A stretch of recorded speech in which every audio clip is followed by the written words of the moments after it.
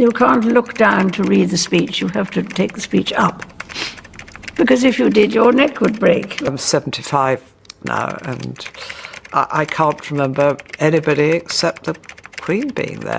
Anne has recently thrown a bombshell on the royal family by divulging a secret request that Queen Elizabeth is said to have whispered right before she passed away, and Camilla was apparently left utterly speechless as a result of what she said. The future of the monarchy might be altered as a result of this. The reality is far more shocking than you originally thought. Try not to miss it. Sign up today to receive other royal revelations.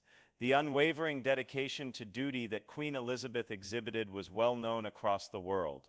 However, the information that Princess Anne just disclosed caught everyone off guard.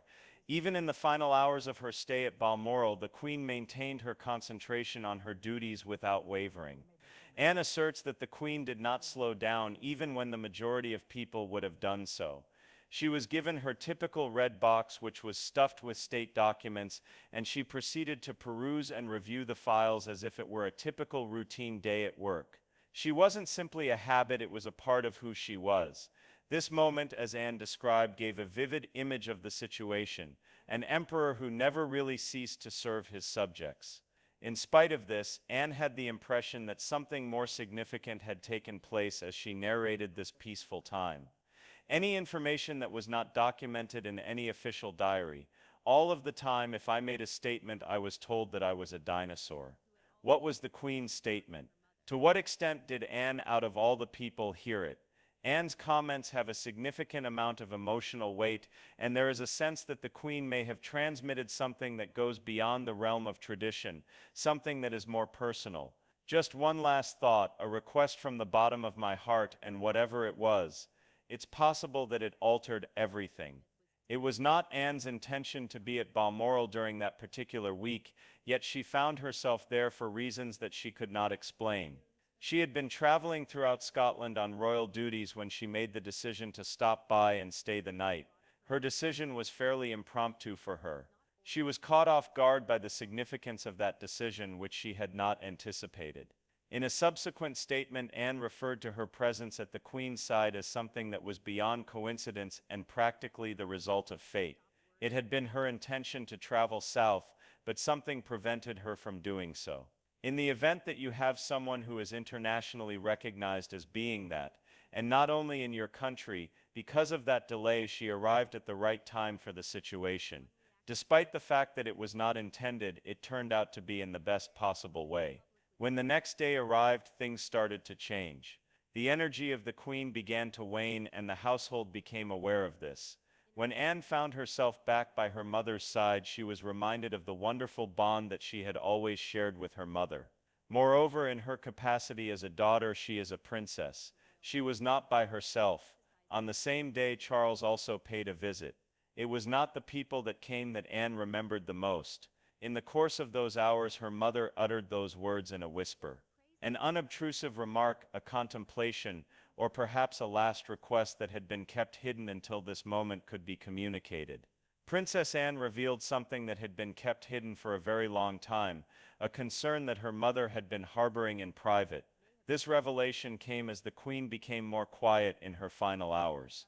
It would appear that Queen Elizabeth was extremely concerned about the possibility that her demise at Balmoral would make some plans more difficult for people who were close to her. She did not wish to impose any burdens on the team's logistics.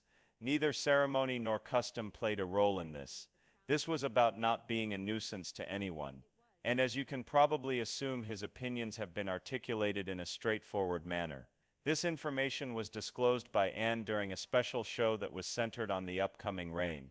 It was evident that the Queen had thought about every option, including the potential effects that her death could have on other people. Nevertheless, this was not merely an issue of geography. According to Anne, the Queen had discussed her desires in a number of different talks on several occasions. It's not orders, it's rather peaceful ideas. Any suggestions during that time, Anne and her siblings were required to intervene. In a kind manner, they advised her to stop thinking about the logistics and simply be at peace with the situation. They brought to her attention the fact that she had already accomplished more than enough, and that her health was more important than any plan. Anne stated that the Queen required that comfort that it was acceptable to surrender authority even if it was only for a brief period of time. On the other hand, one cannot help but wonder whether the Queen had any other hopes that would be carried forth during this time. Something that only Anne could absolutely comprehend. Something is not thrown away by me. At that age I am. That frequently originates from, during Anne's subsequent discussion of this private conversation, one reaction struck out in particular. The Camilla's Anne makes a major exception to the rule, which is that she does not publicly comment on her sister-in-law very often. In an interview that took place not so long ago, she referred to Camilla's backing of the king as incredible. Considering the extremely diverse ways in which they entered the royal life, this statement is somewhat startling. Anne made it clear that she had known Camilla for a considerable amount of time. Nonetheless, her praise came off as both genuine and restrained, as if it were coming from someone who was speaking from a place of deep respect. Given this, many people believe that Anne's announcement about the Queen's final desire may have come as a surprise to Camilla, as well as to other people. A possible explanation could be that the Queen had entrusted Anne with information that Camilla was unaware of. Alternatively, did it cause Camilla to reevaluate what she believed she knew about the Queen's desires? This is not apparent. One thing, however, is that the talk rattled the roles that were anticipated to be occupied inside the family. Not only because of what she said, but also because of who she is. Anne's remarks bore a significance that was evident. Do not spend an excessive amount of time worrying about the things, the styles, and the things that come and go. Moreover, in order to comprehend what has been, everyone pays attention to what Princess Anne has to say. In addition, it is possible that her comments have subtly changed what many people believe to be the Queen's final sentiments all along. Princess Anne was more than just a spokesperson of the royal family. Her mother's shadow, mirror, and greatest protector, she was her mother's shadow.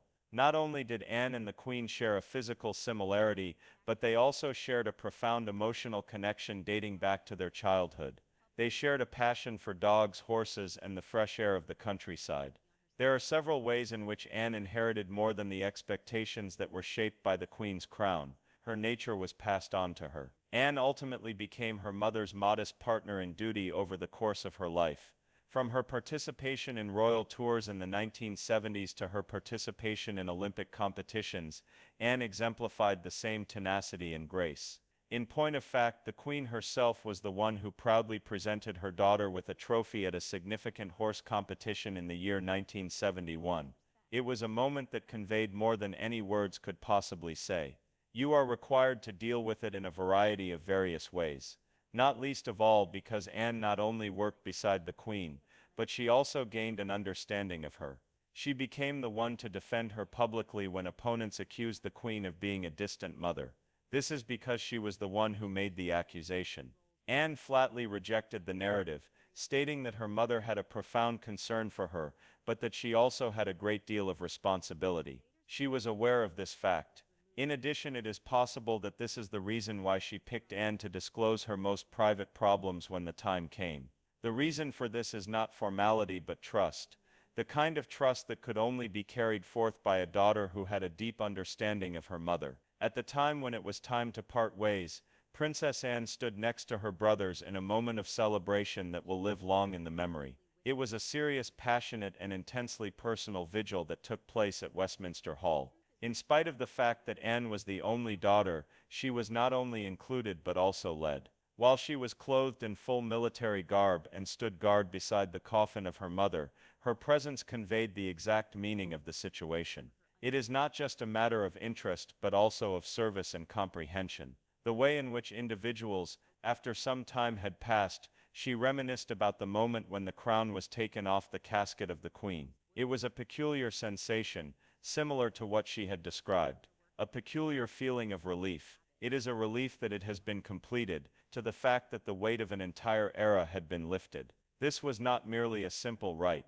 The handover took place. During that moment of silence, Anne experienced a change in her state of mind, not only for the monarchy, but also for her own internal affairs. There was a shift in the legacy of duty. Moreover, regardless of whether it was supposed to or not, it fell firmly on her shoulders, possibly in accordance with what her mother had wanted. For a very long time, Princess Anne has been recognized for her unflinching dedication to her duties. However, she continues to set the standard for royal service even at the age of 74. She is said to have done around 450 official engagements in 2024 alone, which is significantly more than other senior royals have accomplished. Even after suffering a severe head injury that temporarily disabled her, she was able to return to work far more quickly than anyone had anticipated. Is it retiring? Not even on the people's minds. Furthermore, now that Charles and Catherine are concentrating on their rehabilitation, additionally it is a significant advantage if you have somebody who can be identified as that,